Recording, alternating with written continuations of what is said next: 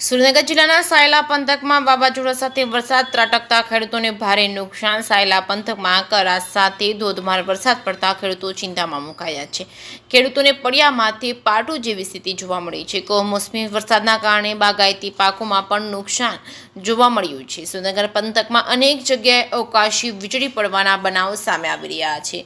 સુરેન્દ્રનગરના ઝાલાવાડ પંથકમાં પણ વાતાવરણમાં પલટો જોવા મળ્યો છે। હવામાન વિભાગની આગાહીને ધ્યાનમાં લઈને વાતાવરણમાં પલટો આવ્યો છે।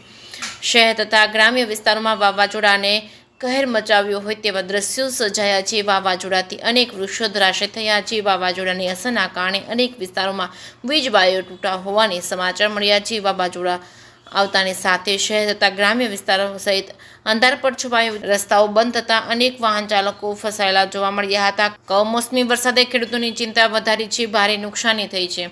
જેકેએસ ન્યૂઝ સાથે મહેશ ઉતરિયા, સુરેન્દ્રનગર।